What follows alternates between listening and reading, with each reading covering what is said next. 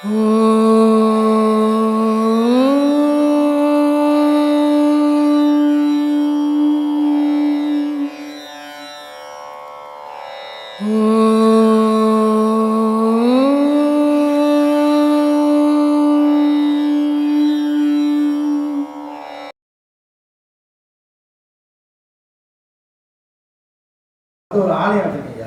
கட்டு.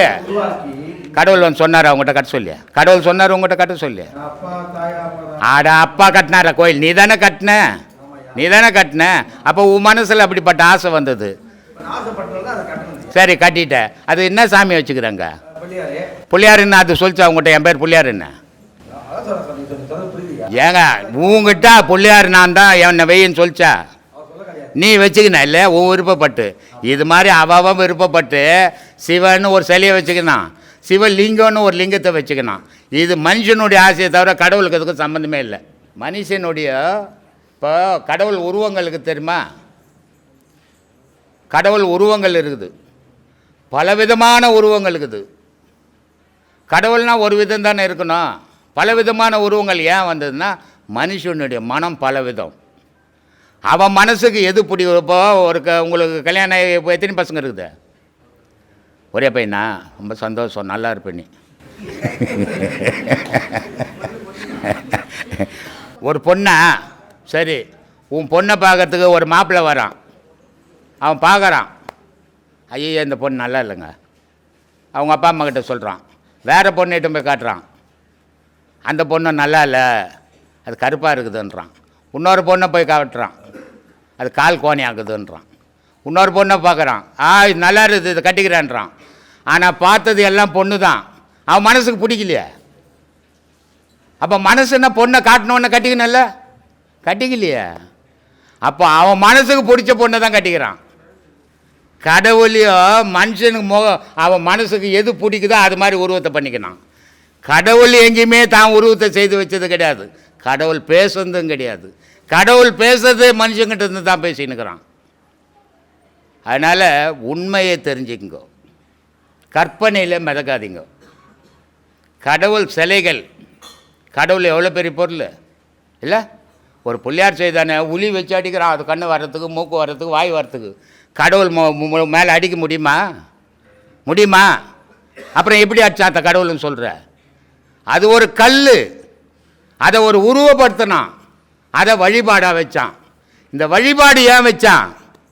மதங்கள் இருக்குது, கிறிஸ்துவ மதம் இருக்குது, முஸ்லீம் மதங்குது, இந்து மதங்குது, ஜெயின மதங்குது, புத்த மதங்குது. இவ்வளோ மதங்கள் உலகத்தில் இருந்தாலும் கடவுள்கள் வேறு வேறு, நாடுகள் வேறு வேறு, வழிபாடு ஒன்று தான். பேசின இல்லை? அந்த மாதிரி நம்ம மனசு என்ன பண்ணிச்சு, அதை கடவுளாக ஏற்றுக்குச்சு. அப்போது அது கடவுளாகிடுச்சு. உன் மனசு கடவுளாக ஏற்றுக்கல, இது கல்லுன்னா அது கல்லாகிடும். அப்போது மனிதனுடைய மனத்துக்கு தான் இந்த கடவுள் உருவங்கள் தேவைப்பட்டது. ஏன்னா ஏதாவது ஒரு பொருள் மேலே இவன் மனம் தாவணும், அப்போ தான் இவனுடைய குணாதிசயங்கள் நன்மையை தரும். எந்த உருவங்களும் கடவுள்ன்ற ஒரு பேச்சு இல்லைன்னா இவன் மூர்க்கத்தனமாக போயிடுவான், மிருகத்தை விட மோசமாக இருப்பான். மிருகமாவது மிருகத்தை அடித்து சாப்பிடுவான், இவன் எல்லாத்தையும் அடித்து சாப்பிட்ருவான். ஏன்னா இப்போ அதான் பண்ணிங்கிறான். இவனுக்கு எது எது கிடைக்குதோ எல்லாம் வீட்டில் எத்தனை காவு போடுறான். ஏன்னா அந்த வாய் ருசி. அதனால் எல்லா செயலுக்கும் அடிப்படை கடவுள் மனிதனுக்குள்ளவே இருந்து கடவுளை செய்ய வச்சு அதே கடவுளை வழிபட வைக்கிறான் கடவுளே. அதனால் கடவுள் கல்லில் இல்லை, தான் மனசில் இருக்கிறார். அந்த மனசில் இருக்கிற கடவுள் அதுக்கு ஏற்ற மாதிரி உனக்கு எண்ணங்களை கொடுத்து அதுக்கேற்ற மாதிரி உருவ அமைப்பை அமைச்சுக்கினாங்க. இதான் கடவுள் வழிபாடு. ஆமாம், ரெண்டும் ஒன்று தான், ரெண்டும் ஒன்று தான். நீ போய்கின்னுக்கிற, சும்மா போயின்னுக்கிற, எங்கேயோ போய்கின்னு இந்த ஒரு நாய் ஓடியாந்து பிடிச்சி ஒன்று பிடிங்கிட்டோம். அதுக்கும் நாய்க்கும் உனக்கு சம்மந்தமே இல்லை. ஏன் உன்னை கடிக்கணும்? அது ஏன் உன்னை கடிக்கணும்? அதே தெருவில் 10 பேர் போயின்னுக்கிறான், அவனை கடிக்கல, உன்னை மட்டும் கடிச்சது. அப்போ என்ன சொல்லுவேன் நீ? என் விதியா இது, என் கர்மாயா இதுன்னு யாரும் உனக்கு சொல்லிக் கொடுக்கல, நீயே சொல்கிற. ஏன்னா உனக்குள்ளே இருக்கிறதே சொல்ல வைக்கிது உன்னை. யாரும் உனக்கு சொல்லிக் கொடுக்கல, அதை தானாகவே நடக்குது. இதுதான் விதி. எந்த ஒரு செயலை நீ செய்யாமல் நடக்கிற செயலுக்கு விதின்னு பேர். மரணம் நீ தேடி போகல, செத்து போகிற, அது பேர் விதி. பிறப்பு நீ தேடி வந்து பிறந்துட்ட, அது பேர் விதி. ஆரம்பமும் விதி, உலகத்தில் வாழ்க்கையினுடைய முடிவும் விதி. எல்லாமே விதிப்படி நடக்குதுன்னா ஆமாம். அப்புறம் அது எப்படி விதியை மரியாதை வரணும் அப்படின்னு சொல்கிறாங்க. யார் வேணவன் காட்டு, ஒரு ஆள் காட்டு, உலகத்தில் சொல்லு, ஒரு ஆளுக்குறான்னு சொல்லு.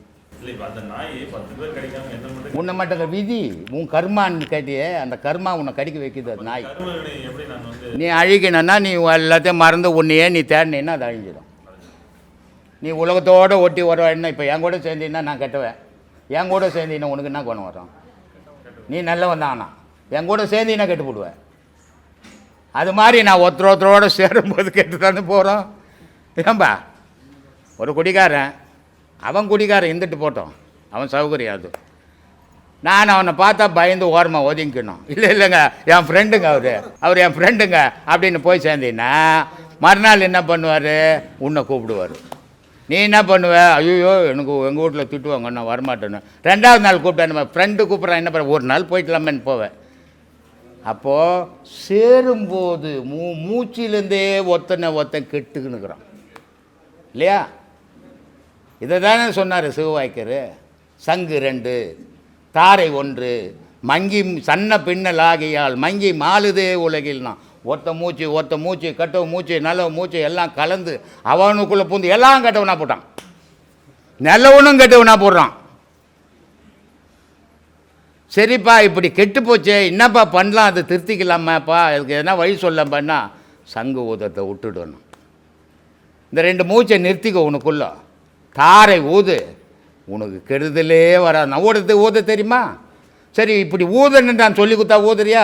போய் அந்த ஆளுக்கு வேறு வேலையே இல்லைன்ட்டு போகிறான். எவ்வளோ பேர், எத்தனாயிரம் பேர் இங்கே வந்துக்கிறான் அது மாதிரி. ஏன்னா எவனும் சொல் பேச்சு கேட்க மாட்டான். நான் இவ்வளோ பேச்சுக்கிறேன், எல்லாம் கேட்பீங்களா? ஒருத்தர் கூட கேட்க மாட்டீங்க. உங்கள் மனசு என்ன சொல்தா அதான் கர்மா. ஏன்னா நான் முடிவு பண்ண முடியாது உன் வாழ்க்கையை, நீ தான் முடிவு பண்ணிக்கணும். அதனால் நீ உன்னை திருத்திக்க முயற்சி பண்ணு, அது உனக்கு நன்மையை தரும். நீ அணுவில் தான் சாமி இருக்கிற. சரி, அணு தான் கடவுள், நீ தான் கடவுள், நீ அணு தான். அணுன்னா என்ன அர்த்தம்? யார் இங்கிலீஷ்காரன் பிரிட்டிஷ்காரன் சொல்லி கொடுத்தா? அதை சொல்லு. இப்போ என்ன அகார உகார மகாரன்ற நீ நானும் பேசிங்கிறது போய், அதுதான் இதுதான் அது. நியூட்ரான் புரோட்டான் எலக்ட்ரான் என்ன? நெருப்பு காற்று சத்தம். அகார உகார மகாரம்னா என்ன? காற்று நெருப்பு சத்தம், அவ்வளோதான். இதில் தான் நீ எங்கிற, உலகமும் அதில் தான் எங்குது. அதான் அந்த அணு தான் சர்வமாக இருக்குது.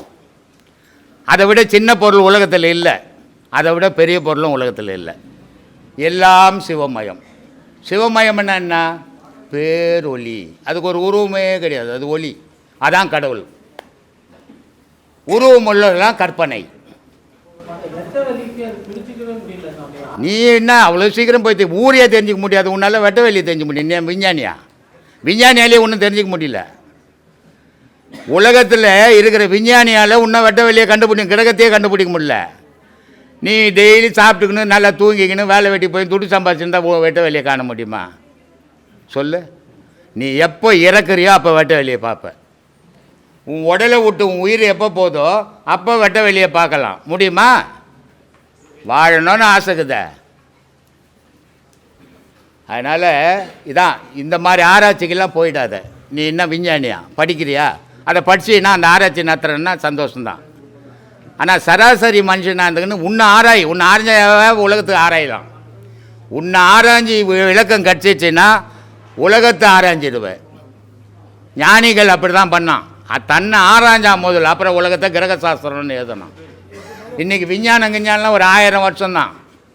இன்றைக்கி வாரத்தில் இன்றைக்கி என்ன கிழமை? வெள்ளிக்கிழமை. இந்த வெள்ளிக்கிழமை யார் சொல்லி கொடுத்தா? விஞ்ஞானமாக சொல்லிச்சு. யார் சொன்னது?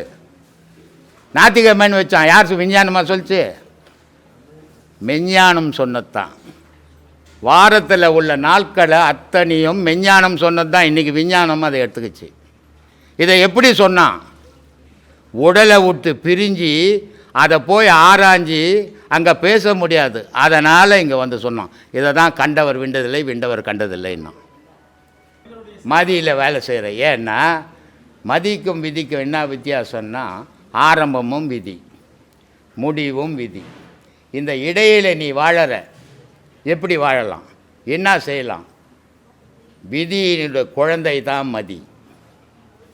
எந்த செயல் செய்தாலும் விதிக்கு உட்பட்டு தான் உன்னால் செய்ய முடியும். அப்போது இந்த செயல்களுக்கெல்லாம் காரணம் மதி. மதினா என்ன அர்த்தம்? அறிவுன்னு அர்த்தம். அப்போது இந்த அறிவை வச்சு தான். எந்த ஊரும் உண்டு? எந்த ஊருப்பா? ஏம்மா? பட்டாபுரம்மா? பக்கத்துலேயே வந்துக்கிறேன், மதுரையிலேருந்துலாம் வந்துக்கிறேன், திருச்செந்தூர்லாம் வந்துக்கிறாங்க. அப்போது இந்த மதி தான் இங்கே போகலாம். இங்கே என்ன சொல்கிறாங்க அதை கேட்டு பார்க்கலாம்.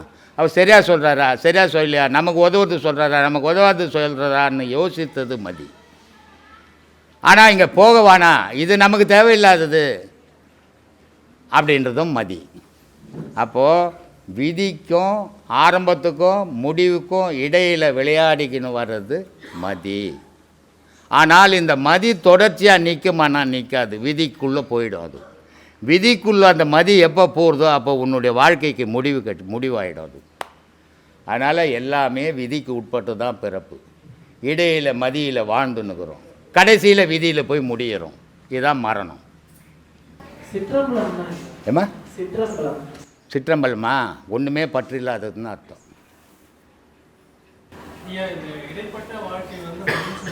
ஆமாம். இந்த மதி வந்து அந்த மதியை வச்சு நம்ம எவ்வளோ ஒன்றா செயல்படலாம். ஆனால் செயல்படும் போது வாழ்க்கையில் வந்து 75% எல்லாருமே துன்பத்திலேயே. அதான் மதி, விதி. அதுதான் விதி, அதுதான் சொன்னேன்.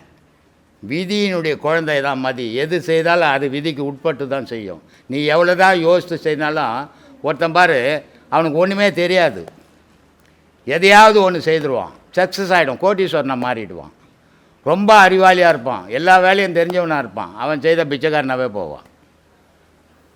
அங்கே தான் விதி வந்து முடிவு பண்ணு. உன்னை வளர விடாத உன்னுடைய கர்மா தடுத்துடுது. நீ எவ்வளோ பெரிய அறிவாளியாக இருந்தாலும், அவன் எவ்வளோ பெரிய முட்டாளியாக இருந்தாலும் அவனுடைய விதி வந்து உயர்த்தி விட்டுடுது.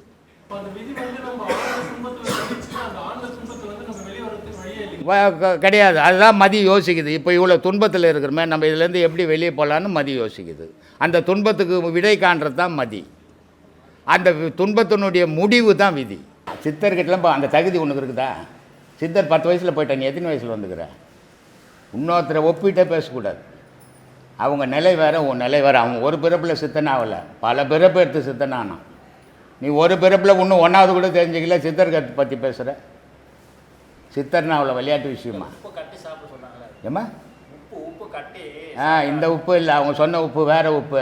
நீ சாப்பிட்டுக்கிற உப்பை சொல்லலை, அவங்க வேறு உப்பு. அது உனக்கு என்னத்துக்கு அந்த உப்பை பற்றி? என்ன சொல்கிறாரு திருக்குறளா? என்ன சொல்கிறாரு? இல்லை என்னப்பா சொல்கிறாரு? சொல்லு. என்னப்பா புக்கு எடுத்துன்னு வந்துட்ட, பாட்டு எடுத்துன்னு வந்துட்ட, அதுக்கு பொருள் தெரியலன்ற. அப்போ என்ன சொல்கிறாரு? என்ன சொல்கிறாரு? அதில் விளக்கம் என்ன சொல்கிறாரு?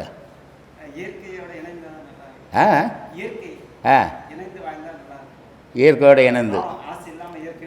ஆசை இல்லாத இயற்கையோட வாழ முடியுமா உன்னால்? பின்ன அவர் சொல்லிட்டு போட்டார், அவர் நிலையிலேருந்து ஊர் நிலைக்கு ஒத்துப்பார்.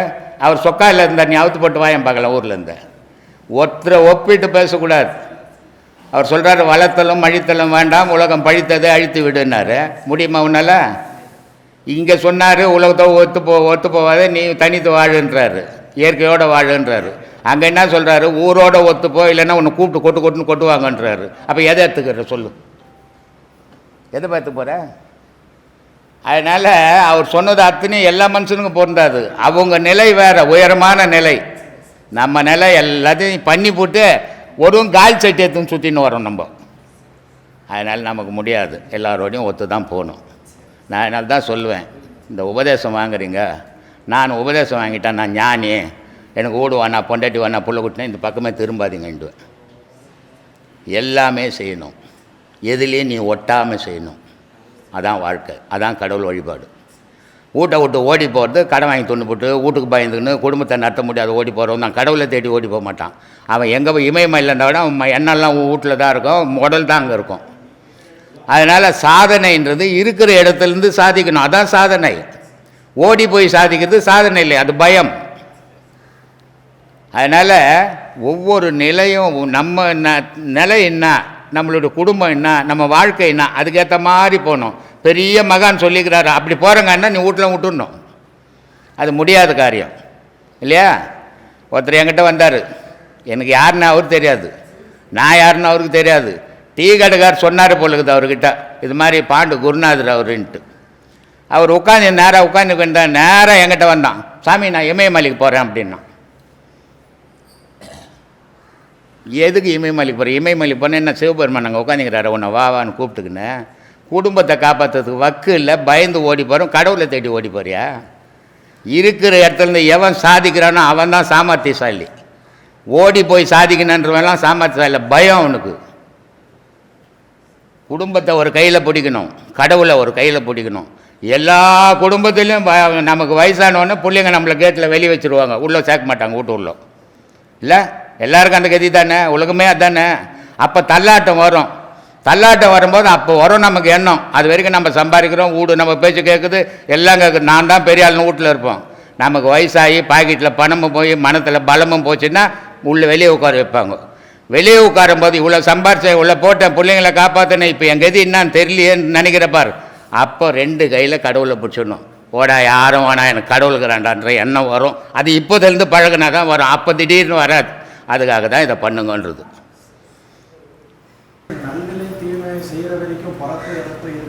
எந்தே தீரும். இதனால தான் நீ எந்த வழியில் போறியோ அதுக்கேற்ற மாதிரி செயல் வந்துடும் உனக்கு. நல்ல பாதையில் போகும்போது, கடவுள் பாதையில் ஞானத்தில் இதிலெல்லாம் போகும்போது என்ன ஆகிடும், தானாகவே நீ கெட்டதுலேருந்து விலகினே வந்துடுவேன். இப்போ கெட்டதே செய்தீங்கன்னா நான் 10 பிறப்பு பிறகு நீ கடவுளில் சேர்னா, நல்லதே செய்யும்போது 2 பிறப்பில் கடவுள்கிட்ட போய், இதான் வித்தியாசம். அப்போது நம்ம நல்லது கெட்டது செய்யும்போது நல்லா இருக்கலாம், நல்லதை செய்யும்போது தர்மத்தை செய்யும்போது துன்பங்கள் வரும். ஆனால் அந்த துன்பத்தால் உனக்கு பாதிப்பு வராது. நான் தீமை செய்கிறப்பார், அதனால் பாதிப்பு வராது. வந்துச்சுன்னா நீ திருப்பி எழுந்துக்கவே முடியாது. அதனால் முடிஞ்ச அளவுக்கு நன்மை செய்யலாம் பரவாயில்ல, தீமை செய்யாமல் போங்க, அதுவே பெரிய புண்ணியம். நம்ம பிறவை நம்ம இந்த பிறவை வரும்போது எத்தனாவது பிறவை தெரியாது. நம்ம செஞ்ச பாவத்திலேருந்து கொஞ்சம் பாவம் கொஞ்சம் புண்ணியம் போட்டு தான் கொடுத்தாங்க கடவுளுக்கு. சரி சரி. ஒரேடியாக துன்பம் கொடுத்தாலும் மனுஷன் வாழ முடியாது, ஒரே இன்பத்திலையும் வாழ முடியாது, துன்பம் போட சொல்கிறாங்க. அப்போ நம்ம இந்த பிறவையில் இப்போ நம்ம வள்ளுவர் சொல்கிறாரு, ஊடலுக்கு பின் கூடலுன்றாரு. அது என்ன அர்த்தம்? சண்டை போட்டுக்குன்னா குடும்பத்தில் பொண்டாட்டிக்கிட்ட அப்புறம் சேரும்போது சாதாரணமாக சேர்ந்ததை விட இன்பமாக இருக்குமா இல்லையா? அதனால் ஒரு மனுஷன் எப்போ துன்பத்தில் இருந்து அவன் இன்பத்தை அடையிறானோ அந்த துன்பத்தை விட இந்த இன்பம் பெருசாக இருக்கும். ஒவ்வொரு மனிதனும் இந்த உலக விஷயத்தில் 70% துன்பத்தை அனுபவிக்கிறான். ஆனால் இந்த 70% துன்பத்தை அவன் ஏன் தாங்குறான்னா அந்த 30% இன்பத்துக்காக அதை தாங்கினுக்கிறான். அப்போ 30% இன்பம் கிடைக்குது. அந்த 30% இன்பம் கிடைச்சாலும் பரவாயில்ல, ஆனால் 70% துன்பத்தை அனுபவிக்க தயாராகிறான். அப்போது துன்பமும் இன்பமும் இல்லாத தான் இறைவனுடைய பாதை. அங்கே துன்பமும் கிடையாது, இன்பமும் கிடையாது. எப்போ இன்பங்குதோ அதனுடைய தொடர்ச்சி துன்பம், எப்போ துன்பங்குதோ அதனுடைய தொடர்ச்சி இன்பம். இரவனுடைய தொடர்ச்சி பகல், பகலினுடைய தொடர்ச்சி இரவு. ஆணுனுடைய தொடர்ச்சி பெண்ணு, பெண்ணுனுடைய தொடர்ச்சி ஆணு. இந்த மாதிரி ஒன்றோட ஒன்று தொடர்பு கொண்டது அது. அப்போது இது ரெண்டும் இன்பமும் வேணாம் துன்பமும் வேணாம் அப்படின்னா அங்கே இடையில் என்ன இருக்குது, நடுவில் என்ன இருக்குது? இன்பம் இல்லாத துன்பம் இல்லாத அந்த வாழ்க்கை எப்படிப்பட்டது? ஏங்க துன்பமும் வேணாம் இன்பமும் வேணாம், அதுக்கு இடையில் என்ன வாழ்வு அது? ஒன்று மனுஷன் என்ன பண்ணுவான், துன்பப்பட்டுனுப்பான், இல்லை இன்பத்தில் இருப்பான். இன்பமும் வேணாம் துன்பமும் வேணான்னா அது என்ன வாழ்வு? ஏம்பா அமைதியான வாழ்வு. அப்போது மனிதன் பிறப்பு அமைதியாக வாழறதுக்கு தான் இங்கே பிறந்தான். இவன் ஆரவாரத்தில் விழுந்ததால் இன்பமும் துன்பமும் மாறி மாறி போச்சு. அப்போது ஆண்டவனுடைய வழிபாடு, அந்த வழிபாட்டில் போகும்போது அவனுக்கு இன்பமும் இல்லை துன்பமும் இல்லை, அமைதி கிடைக்குது. ஏன்னா உலகத்தில் இன்பம் இருக்குது, துன்பம் இருக்குது, அமைதி இல்லை. அப்போ அமைதியை வச்சுக்கிறவன் யார்? ஆண்டவன். இப்போது ஒரு பட்டாணி கடைக்காரங்கிட்ட போய் பட்டாணி கேட்கலாம், பட்டாணி கடைக்காரங்கிட்ட போய் டீ கேட்க முடியுமா? கேட்க முடியாது. அது மாதிரி அமைதியை வச்சுங்கிறவன் ஆண்டவன். அப்போ அவனை தேடி போனால் தான் நமக்கு அமைதி கிடைக்கும். உலகத்தில் ஆரவாரங்குது, அதனால் இன்பம் இருக்குது துன்பம் இருக்குது. அப்போ நம்மளுடைய பயணங்கள் எதை நோக்கி போகிறோம்? இது ஒரு நாள் 2 நாள், நான் ஒரு வாரம் போய் பார்த்துங்க இல்லை ஒன்றும் நடக்கலைங்கன்னா அதெல்லாம் முடியும். வாழ்நாள் முழுதும் போனோம் இல்லை, அதுதான் உன்னுடைய முயற்சி. ஒரு நாள் 2 நாள் போயிட்டு ஒரு வாரம் போயிட்டு இல்லைங்க, ஒரு வாரம் போனோங்க நான் இல்லைன்றதுல புரோஜனமே கிடையாது. தெரிஞ்சு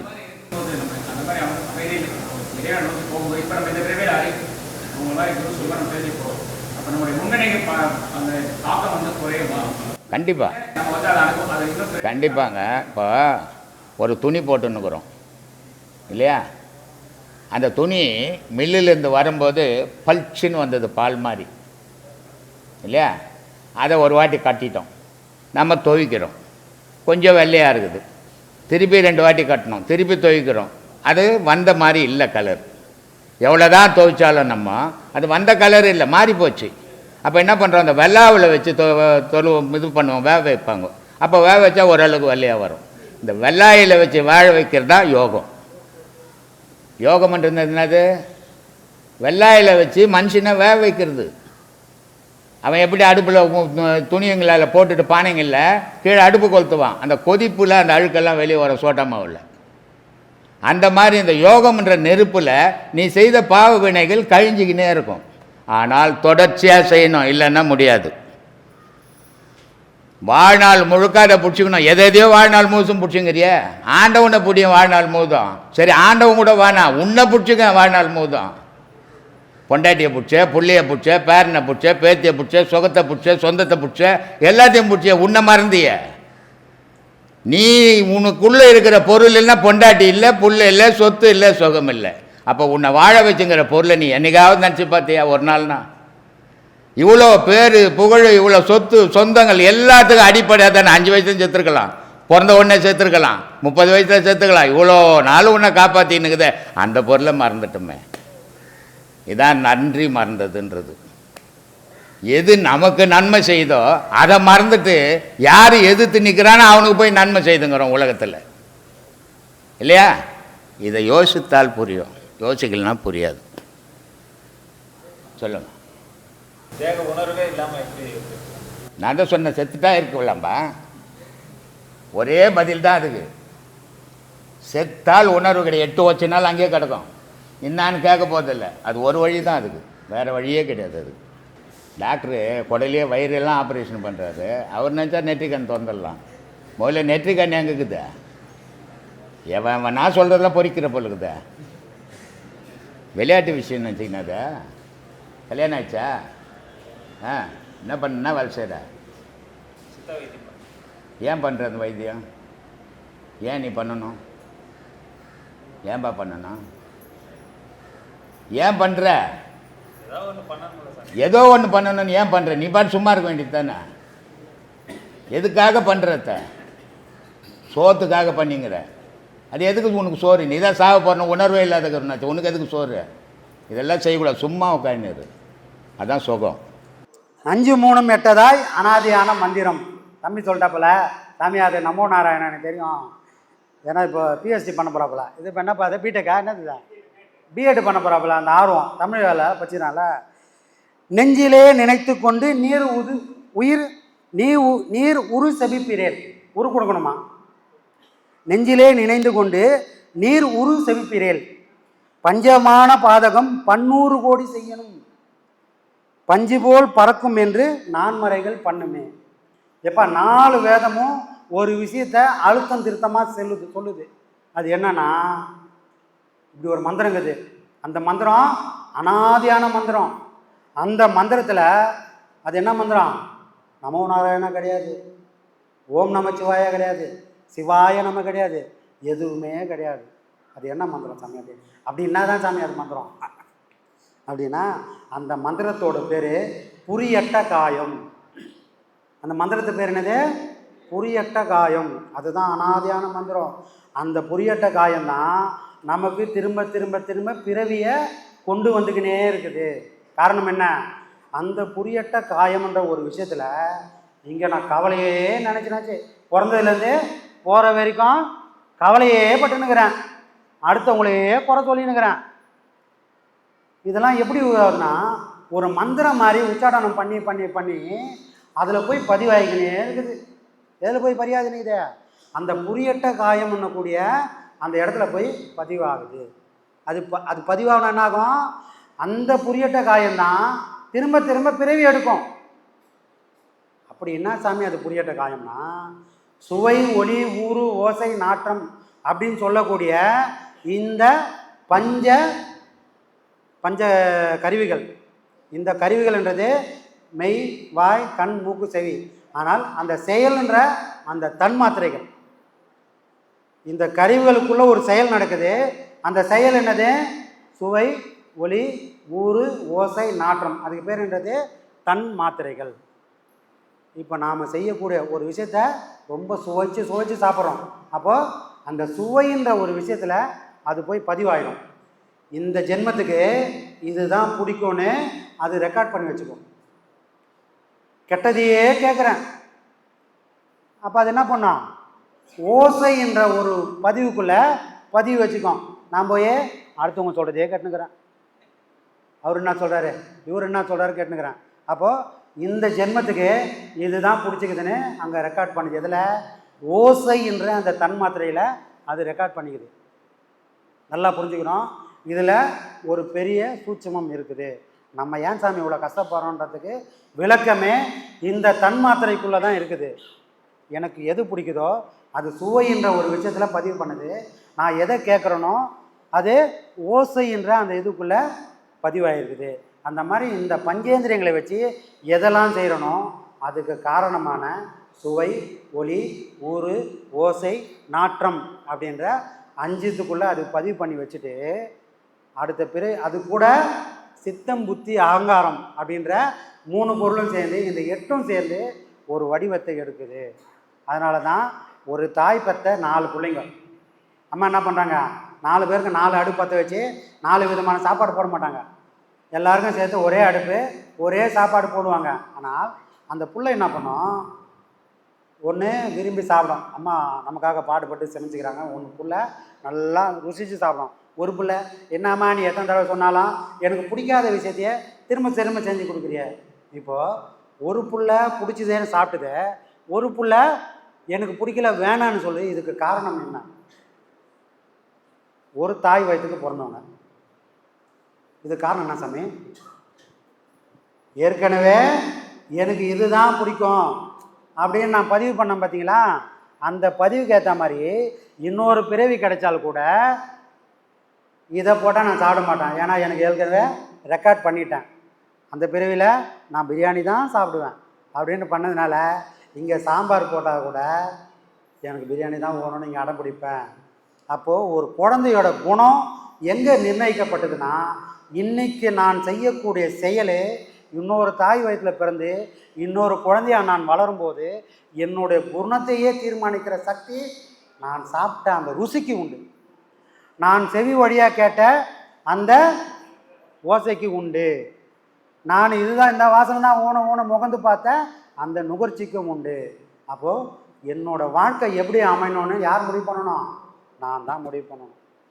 அதனால தான் மகன்கள் என்ன பண்ணாங்க, நாளைக்கு என்னப்பா சமையல், எதை ஒன்றா போடு, நீ எதை போகிறே நான் அதை சாப்பிட போகிறேன். யாரும் இது ஓணும் அது ஓணும்னு கேட்டதில்லை. ஏன்னா அந்த ருசிக்கு நான் அடிமையானால் அந்த ருசி எனக்கு இன்னொரு பிறவியை கொண்டு வந்து சேர்த்துரும். மகான்கள் எவ்வளோ தெளிவாகிறாங்க பாருங்க. ரமணருக்கு சாப்பாடு போடுவாங்க, சாப்பாடு போட்டால் சாப்பிட வேண்டியது தானே. கூட்டு ஒரு பக்கம், பொரியல் ஒரு பக்கம். நமக்கு போட்டாலே நல்ல சாப்பாடு போடுவாங்களே, மகான்களுக்கு எவ்வளோ நல்ல சாப்பாடு போடுவாங்க.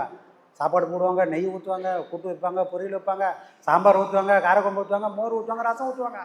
ஆனால் அவர் என்ன பண்ணுவார்னா எல்லாத்தையும் ஊற்று, அதில் ஒரே சாப்பாடு, அந்த ஒரே சாப்பாட்டில் எல்லாத்தையும் ஊற்று எல்லாத்தையும் போட்டு குழைப்பார்.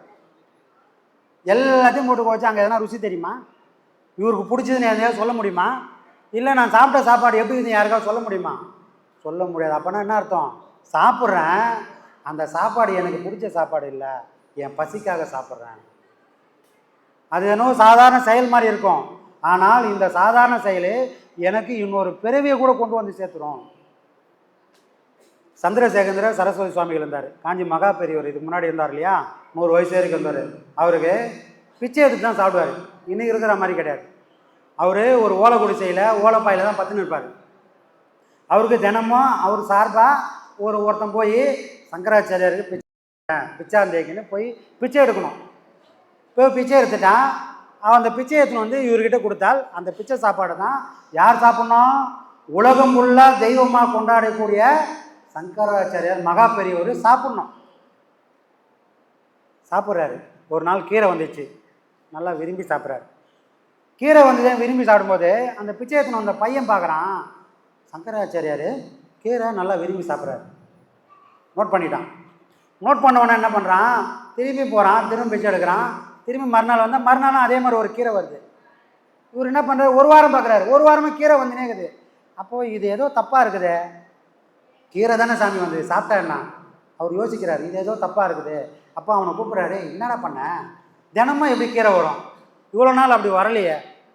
அதுவா சாமி, நீங்கள் வந்து நான் முதல் நாள் கீரை எடுத்துன்னு வந்தேன், நீங்கள் அதை வந்து நல்லா ருசித்து ரசித்து சாப்பிட்டீங்க, நான் பார்த்தேன், உங்களுக்கு இது பிடிச்ச உணவு மாதிரி நினச்சி பிச்சை எடுக்க போன இதெல்லாம் சொன்னேன். சங்கராச்சாரியர் வந்து கீரையை நல்லா ருசித்து சாப்பிட்றாரு, அவருக்கு பிடிச்ச உணவு இந்த கீரை தான் அப்படின்னு எல்லாருக்கும் சொல்லிட்டேன். அதனால் எங்கே போய் பிச்சை எடுத்தாலும் அந்த பிச்சை சாப்பாட்டில் ஒரு கீரை கம்பல்சரி வச்சுருக்காங்க. ஏன்னா சங்கராச்சாரியர் பிடிக்குமே அப்படின்னு வச்சிடுறாங்க. அப்போ ஒரு சின்ன விஷயம் எவ்வளோ பேர் தவறு. அப்போ என்ன பண்ணுறாரு, ஒரு வாரம் இந்த தவறு தான் காரணமா, அப்போ இந்த தவறுக்கு தண்டனை ஒன்று கொடுக்கணும்ல. ஒரு வாரம் நான் உபவாசம், அந்த தண்டனை அவருக்கே கொடுத்துக்கிறாரு. ஒரு வாரம் அவர் சாப்பிடவே இல்லை. எவ்வளோ சின்ன விஷயமா நாம் நினைக்கலாம். ஆனால் மகான்கள் இது நமக்கு ஒரு பிறவியை கொண்டு வந்து சேர்த்துறோன்னு ஒரு சின்ன விஷயம், பசிக்கு தானே சாப்பிட்றோம், சாப்பிட்டா என்னன்னு கூட போகலை. அப்போது எவ்வளோ விழிப்பாக இருக்கிறாங்க. நாமளும் பாடம் பண்ணுறோம்னா இந்த விழிப்புணர்வு நமக்கு வேணும்.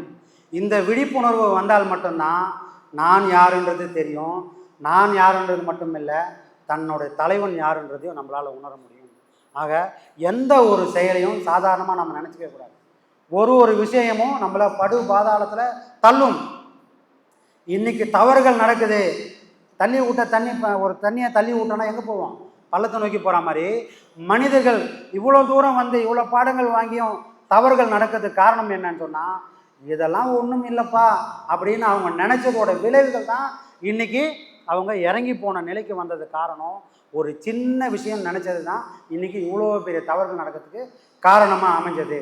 அப்போது நாம் எவ்வளோ பெரிய ஞான வாழ்க்கைக்கு தகுதியாக இருக்கணும், புரியுதுங்களா?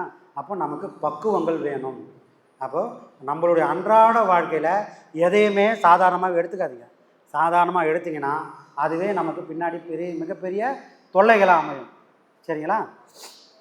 அதுதான் 5-3 மெட்டதா. இப்போ என்னப்பா, இப்போ என்னது அதுக்கு மந்திரம்? அனாதியான மந்திரம்னா புரியட்ட காயம். ஏன்னா அப்படி ஒரு உடம்பை இறைவன் நமக்கு கொடுத்துருக்குறான். இன்றைக்கி நான் மனுஷன் வடிவில் எடுத்துட்டேன். ஆனால் மாணிக்க வாசகர் சொல்கிறாரு, டேய் இந்த மனுஷன் வடிவம் எப்போ வந்தது தெரியுமா, இதுதான் கடைசி பிறவி. அப்போ முன்னாடி என்ன சாமி எடுத்தேன்?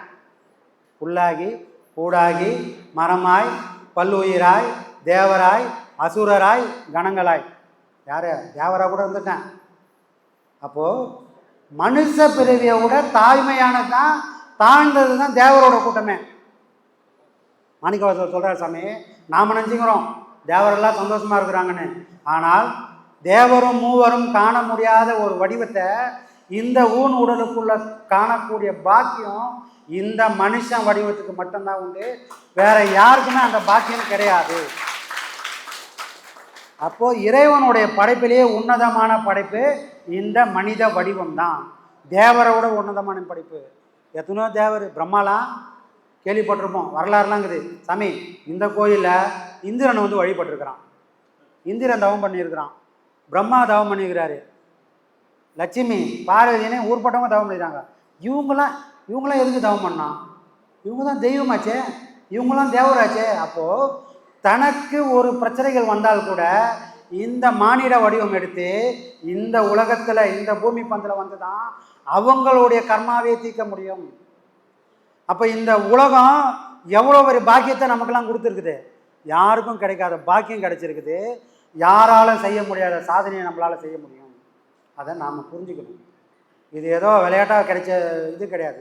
இந்த பிறவி எடுக்கிறதுக்கு நாம் எத்தனை யுகமாக போராடணுமோ, இல்லை இதை விட்டுட்டா திரும்பி கிடைக்குமோ கிடைக்காது தெரியாது, சரிங்களா? அப்போது இந்த உடம்புக்குள்ளே வேற ஒரு உடம்பு இருக்குது. அந்த உடம்பால் எதை வேணா எடுக்க முடியும், எந்த வடிவத்தை வேணா அந்த உடம்பால் எடுக்க முடியும். அப்படிப்பட்ட உடம்பு எதுனா புரியட்ட காயம், சரிங்களா? அது இன்னைக்கு நான் செத்து போகிறேன், என் வாழ்க்கையை ஒரு நாய் வாழற மாதிரி எனக்கு எல்லாமே இருக்குது சாமி. ஆனால் எங்கே வேணா எங்கே போடுறாங்களோ அங்கே போய்டுவேன். என்கிட்ட தான் காசு இருக்குதா, என்னால் 4 பேருக்கு போட முடியும். அந்த அளவுக்கு இறைவன் எனக்கு கொடுத்துருக்குறான். ஆனால் நான் அதை பண்ணாமல் எங்கேயாவது சோறு கிடைக்குதா அங்கே போய் சாப்பிடுவேன். ஏன்னா உனக்கு 4 பேருக்கு போகிற அளவுக்கு இறைவன் கொடுத்துருக்குறான். அதை நான் பயன்படுத்தணுமேன்ற அந்த அறிவு இல்லாமல் நான் நாய் மாதிரி எங்கே எது கிடைச்சாலும் ஓடி ஓடி வாழ்ந்தேன்னா நான் செத்தா நான் எங்கே போவேன்? அதே மாதிரி ஒரு நாய் மாதிரி தான் போகுவேன். அப்போது இந்த மனுஷன் உருவத்தில் இருந்த ஒரு விஷயம், ஒரு பொருள் நாய்க்குள்ளவும் கூற முடியும்னா அப்படி ஒரு சக்தி இருக்குதுன்னா அது எதோடு இருக்குன்னா அதுதான் புரியட்ட காயம். புரியுதுங்களா? அப்போது இன்றைக்கி நாம் இதெல்லாம் கேட்குறோம், இதெல்லாம் கூட எங்கே பதிவாகுது? அதே புரியட்ட காயத்தில் தான் பதிவாகுது. அப்போது இதை நீங்கள் அடுத்த 30 நாளைக்கு தக்க வச்சுக்கணும்.